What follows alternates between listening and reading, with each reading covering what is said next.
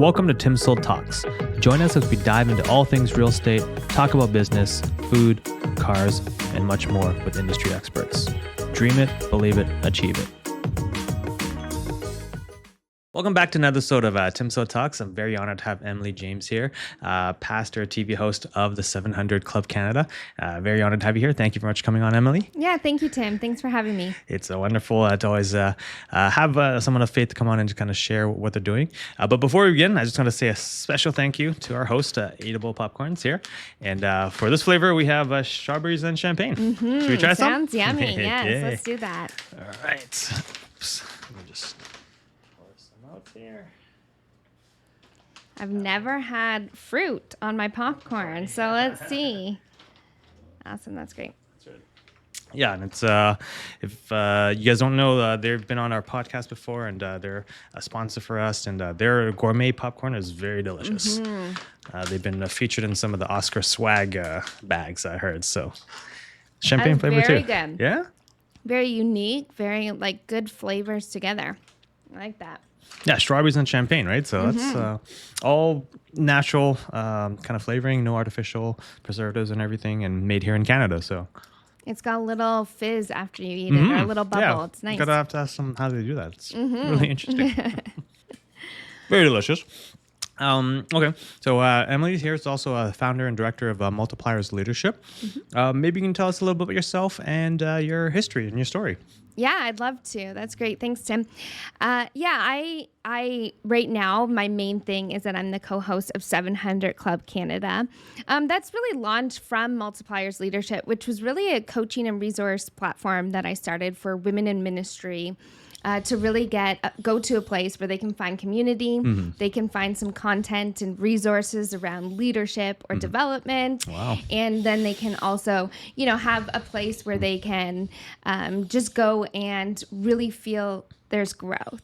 This all stemmed really from years of working in social work. That's actually my educational background. Okay, wow. So maybe I should start a little bit from the personal side first. So I am also a wife, mom of 3 kids. Wow. They are 11, 8 and 7. So that's a busy time too. But I'm loving this stage. It's such a great age and stage. But I started really my educational background in social work. It came out of a desire to really want to help people and care for people.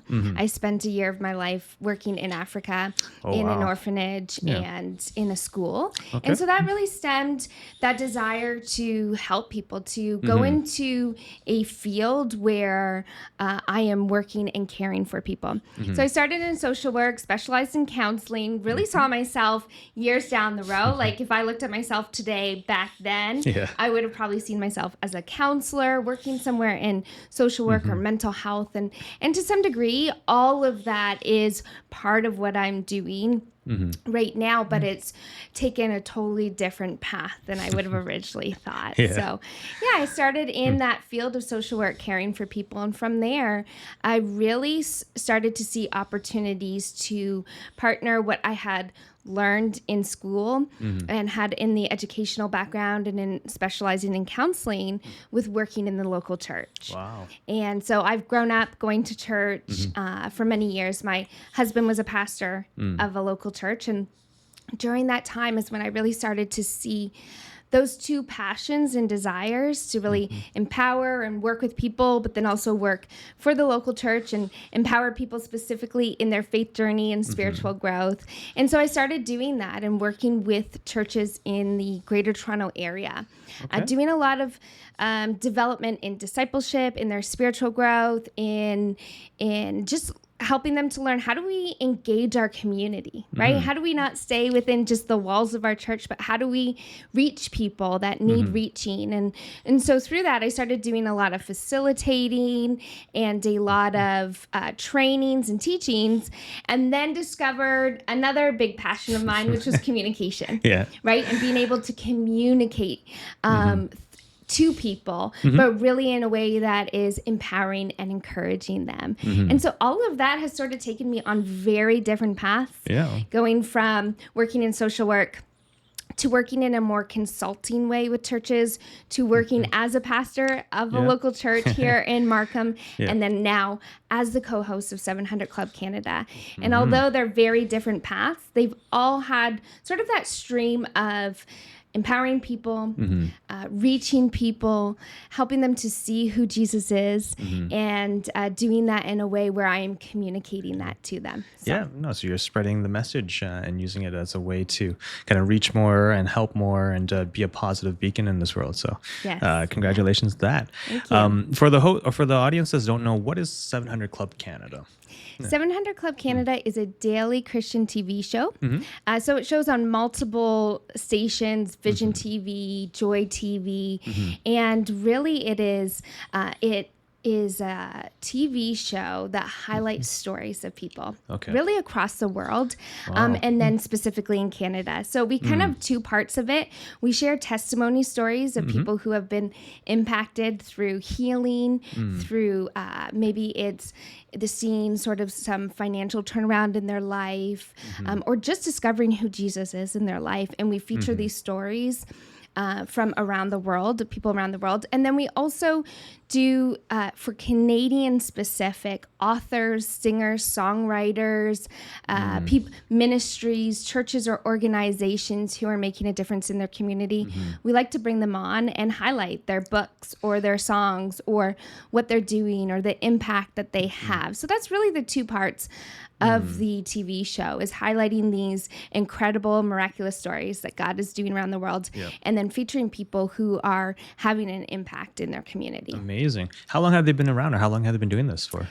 Well, this year in November, we're actually celebrating 50 years in Canada Wow. alone. So 700 Club in the U.S. has been around longer than that, but here in Canada, it's been around for 50 years. 50 years. Wow, that's truly amazing.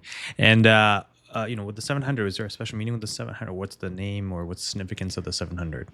Yeah, it actually started with Pat Robertson in the States, and he was a guy that didn't really know a lot about TV or media, and so years ago when it was, well before our modern day technology of TV and stations and even YouTube and social media, he bought a TV station when it was really, not even popular to really have a TV. He didn't even own a TV. And yet he started this TV station for the purpose of communicating the gospel message. And originally he had no money, no way of starting it. So he just thought to himself, if 700 people can give even $100, we could start this, right? Back then that was a lot more money and went a lot further than it would today. And so that's really, the story of it, but it's got such deep roots that they've kept that 700 Club Canada and 700 Club name. Okay, amazing. And how long have you been with them? So I have just started there since March. Okay. Yeah, I did. I've done some teachings in the past for them. Really know the previous co-host very well. She's a good friend of mine, and so I've been a partner of 700 Club Canada for a while, but just started as their new co-host in March. And what's that experience like going on? Is it live TV, or how as a host, like how are they aired, or how are they filmed, or what's the process so we like? do air daily, but we film we don't film live to air. So in other words, we pre-record.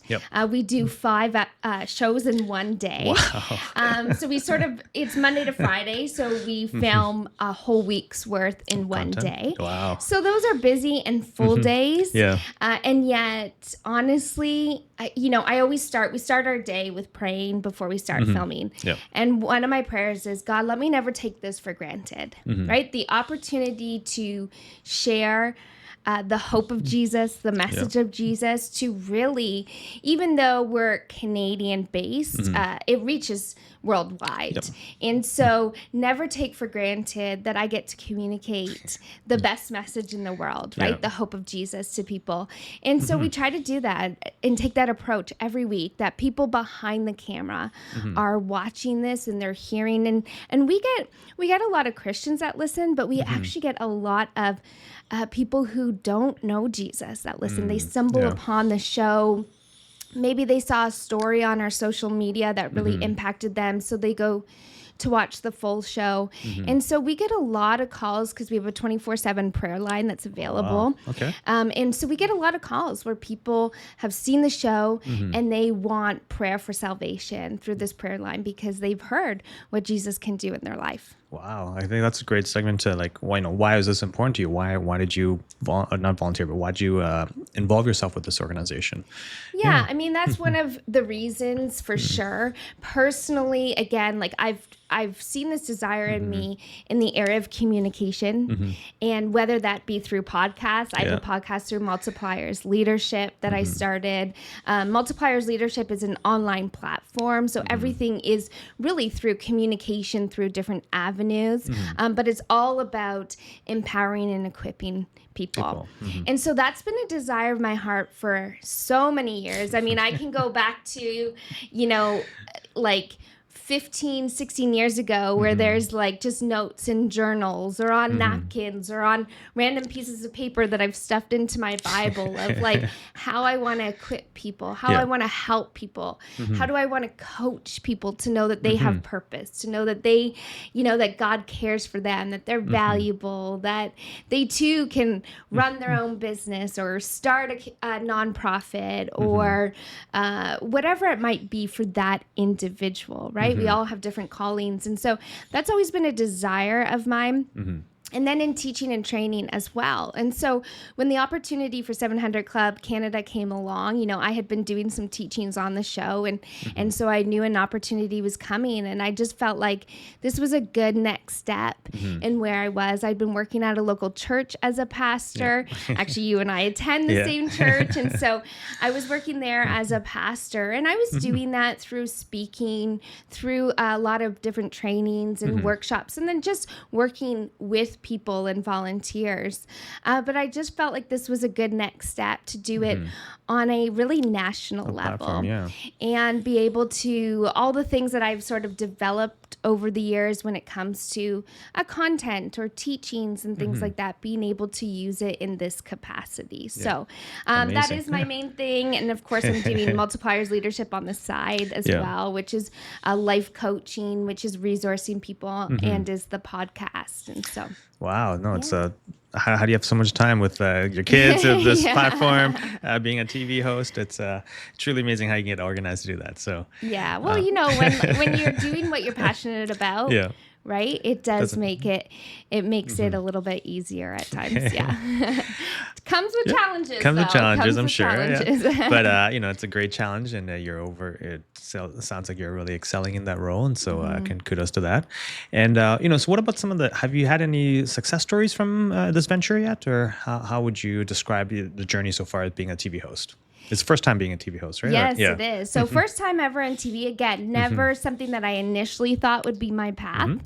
That's really God opening doors. But there's been it's really just been 6 months specifically in this role, and hearing a couple things that have been really powerful for me is hearing how the stories and even our reflection. So after we share maybe a story or testimony, myself or my co-host will come on and we'll reflect on that story.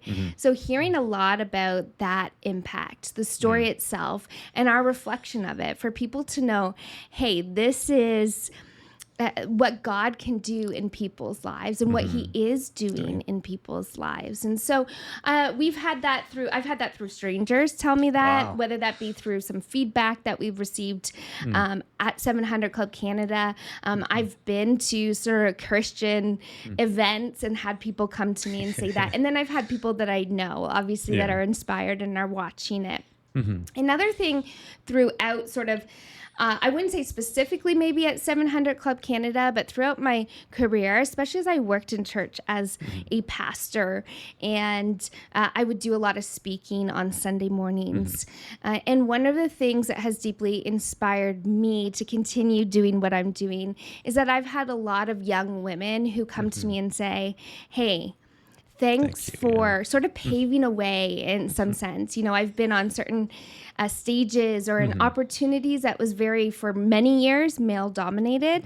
And so this has been an opportunity for young women to say, hey, I have a space here too, or I can communicate this message as well, or I can use my gifts in this way as well. So that's been something that's really inspired me to continue to do what I'm doing. You're like a role model for them, right? To see, hey, what's possible out there and what doors are being opened for them, and a great example to follow. So yeah, and as you sort of surrender to God's purposes in your life, and He'll take you further than you would even have anticipated, really. Yeah. You got him behind you, and he's going to push you through and help you clear out all the hurdles for you, right? Yeah, So, yeah, exactly. So speaking of hurdles, what about that? So what about some of the challenges you've kind of faced as a role, public, semi-public, or public figure? What would you say was some of the comes with the challenges? Or, Yeah, I would say one of the biggest challenges is myself at times, right? In the same way that young people or young women would see me up there, I've struggled myself with, hey, do I belong here? Hey, am I qualified for this? Again, the spaces that I'm in right now, especially as a TV host, I didn't go to school for. I don't have particular training in it other than, experience being doing sermons on Sundays, like teaching or being on podcasts or whatever it might be. I don't have official background or education in it. And so that's been something that I've had to personally struggle with is, am I qualified for this? Will I do well in this? I think a lot of times we look at sort of the path of our life as, okay, well, I've always wanted to be this, so I got educated in that. I got some skills developed in it. Now this is what I'm going to be for my life. And for some people that, that is good. That's their career, and that is the path. For me, it's taken a little bit different where I feel like I haven't particularly had that sort of straight path, if you will. And so, but with that has come the challenge of really leaning into the giftings and skills that God's given me and not the qualifications of people. And so that's been something where I've grown in that and yet still am challenged by that at times to go, okay, God, is this really the right place for me? And remembering that God is going to equip me for what He's called me for, and not just relying on, do I have a piece of paper that confirms that I can do this? And I firmly believe that He'll put you in a situation where He stretches you a little bit, but that's where you grow and kind of like see His glory, kind of see His works behind the scenes to help you kind of adapt and excel for the challenge that He set up for you, right? So, and even seeing when you look back too, you see. I went to school for social work, and again, I'm not necessarily in the social work field, and yet I've seen how God has used that education, that skill development, that training to equip me for where I am today. And so remembering that as well. Yeah. And ultimately, if you're, you got God behind you and supporting everything you do, there's really no fear or no challenge, right? So Yeah. Great. Okay. So what else has been a memorable part of your journey so far? Obviously you've done a lot of exciting things, lived across different countries. What would be the one kind of memorable event or situation or scenario or experience, you'd say? Yeah, I have to say, living in Africa and having that experience was one of them. In that it really set me on this trajectory of my life, right? Prior to that, I was young at the time, though. Okay. So I had just graduated high school, took a year off to go out there. So very young. It was a while ago. And yet at the same time, I was sort of in this really like lost place in life, right? Yeah. So I'd just gone through the high school years, and we know, right? Exactly, right? We know what those years can bring. A lot of uncertainty, a lot of like, what am I going to do with my life? Oh, I messed up all my, I cared too much about friends rather than my schooling. Now I can't get into university. What am I going to do with my life? And so that year was really a year that solidified my relationship with God. Okay. And, I saw faith in a different way. I saw passion for God through the lives of people that lived there in such a different way, right? People would walk 2-3 hours to church on Sunday mornings into the city because they lived up country and they had to walk down. And so, you see that wow, look at their heart, look at their passion for God. Mm-hmm. And that really was a year that my passion for God, my faith in God grew. And so that really set me up on the path I am now. Because prior to that, I was in a path where I was a little bit more selfish, wanted my own things, wanted to do life my way. Yeah. And I think if I hadn't gone there, my life would have been in a totally different direction, if I'm honest. So, Wow. Yeah, I know. Because I feel like, when we're kind of living in our North American lifestyle or bubble, you kind of, learn certain things. But then when you get exposed to outside of that, you definitely opens up your eyes to see what the whole world's out there is like, right? Yeah. Yeah. Yeah. And it was a time to really reflect on, what am I? What do I want to do? Right? Where do I really, again, prior to that, I was applying for business school. And so it was in that year where I was like, oh, social work, right? People is, People. and specifically counseling or equipping and empowering people in this way was sort of solidified in my heart too. So. Yeah. Wow. No, it's really amazing. Could you talk a little bit about your pastoral time? How long, how many years did you do that for, and the duration? What led you to that calling as well? Yeah, so I was a pastor of the Bridge Church for 6 years almost. Wow. So just under 6 years. But prior to that, I've worked for a church for 12 years. Okay. So originally I started actually in the area of operations and sort of more of the behind the scenes stuff of the church. And then eventually got into discipleship and pastoring. And so...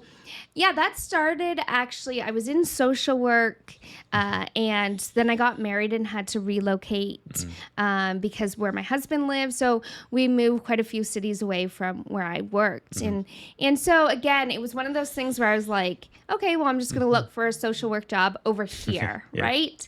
And so started that way. But my husband was pastoring at a church. Wow. And that was when I really, prior to that, I mean, again, I grew up in church, was volunteered in church, helped. We went to a small family church, so was involved in everything. But then when my husband was pastoring at a church, I really saw the deep behind the scenes stuff, the areas where the pastoral teams were coming together and discussing how do we really want to help our people? How do we want to get involved in the community? And so I got part of those conversations, and from there discovered, hey, I want to make a career out of helping the local church or helping the church. And so I had been working in high schools actually in social work. I still loved that. But I just wasn't finding really a job in my field in our new city. And it was kind of, it was one of those situations where it was really hard. You get down on yourself a lot because you go for an interview and then, they're hiring internally, or with social work, a lot of programs get defunded easily. Yeah. And so, you might go for a job for a program and then it gets defunded. And so there was all these kind of moments where it was like, okay, well, what's next for me? And an opportunity came up to help at the church, to work at the church that we were going to at the time that my husband was pastoring at. And it was in the area of administration and operations. And, I can be administrative, but it's not necessarily a passion of mine. And so I just was like, you know what, though? Let me see. I want to work for the local church and let me just see what's here. And again, this could be even a memorable moment because that set me on sort of this path of working for a church. And so as I got in there, I realized how much I loved that, how much I loved doing communicating and training and teachings. And so I got some opportunities there. And from there, I started to work at an organization that actually worked with multiple churches around the GTA. Okay. So I did that for a few years where I was going into churches around GTA and helping them build a small group ministry, guest service ministries, and different things like that. And then so from there, I got connected to the church I recently worked at, the Bridge, and started working there in that same area of what we would call discipleship, which is really people's spiritual growth and journey. So no, amazing to see how it all kind of intertwines in the end, right? You never know what's happening at the moment, but you look back and kind of see the divine intervention to see where things open and which doors open, and Yeah. Yes, So exactly. speaking of that, so where do you see yourself? I know you've only been in the role for about 6 months now, but where do you see maybe a next step, or where do you see your future? What do you want to plan, I guess, for the next little while? Yeah, so this has been such a great opportunity to be in TV and media. So definitely continue to see a future there with the 700 Club Canada and hosting. And I've been doing a lot of guesting, getting the guests to come on. I've been loving that, right? Just really connecting with people across Canada and the work that they're doing. So definitely see that continuing, and to continue seeing some growth and development in the in my leadership, coaching, and ministry. So right now it's called Multipliers Leadership, but I also have like Emily James Life Coaching. And so we'd love to see that grow and develop. Again, my main thing is 700 Club Canada. I'm so enjoying what I'm doing there and the opportunity that presents. So continuing to do that while growing, and really, again, my main, I would say, group that I love to equip and empower is women in ministry, but in the area of leadership as well. So whether that be in business, churches, men, women, young people, that's a passion of mine, is leadership. Amazing. You just answer my next question. Is like, who, if our audience was interested in getting, some advice, or what would be the target audience? I think that's pretty much just summed it up right there. Yes. Okay. And so far you've brought in a few guests. Who's been your favorite guest to bring on the show? Ooh, I don't know if I should say that publicly. No, honestly, we've had, again, just in 6 months, have been connected to so many incredible people who have been coming in. People from authors to people who are starting nonprofits to singers and songwriters. And so really what has been most valuable and memorable to me is the diverse group of people and guests that we have on the show, and seeing what God is doing in and through their lives. And very similar to what I've shared today, people who are just, on a path in life and allowing God to use them in different ways. So. Okay. So, for the audience that are listening, like, what kind of advice would you give them, based on, your current role, and some life advice, I guess? What would you would like the audience to hear? Yeah, I think one of the things is to really embrace the adventure of life. And to be okay with taking some risks in life. I think that's important, especially if it's someone who's listening. I know you do a lot of business development and business, people who are starting businesses and entrepreneurs. And so all of that, really, if you talk to most of them, started with some level of risk, or, kind of like, hey, what am I doing here? Right. But that's really been a big part of my personal journey.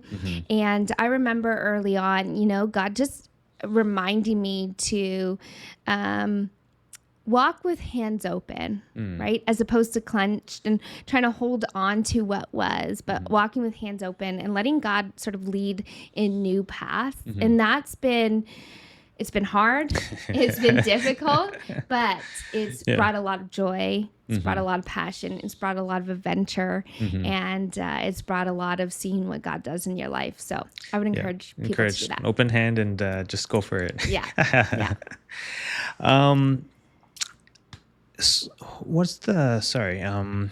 So as we kind of wrap up, we always ask our guests 2 questions. So the first one is, what's the one type of food you could eat for the rest of your life? Cheesecake, for cheesecake? Sure. Yeah. Any particular New York cheesecake, strawberry cheesecake? What's the? I would really eat any cheesecake. Yeah? But I like, your standard cherry strawberry cheesecake. But any particular brands or restaurants out there you can give a shout out to? And well, okay, Cheesecake Factory does, they're amazing cheesecake, and then they've got so many different types. So okay, so Cheesecake Factory cheesecake. All right.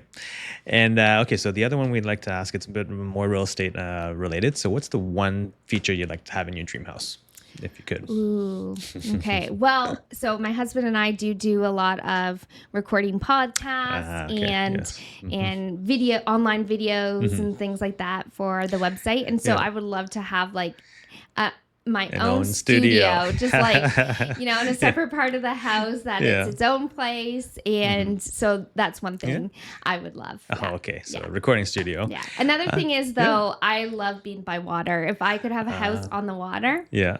that All would right. be good too. I think I have a few listings I can send your way.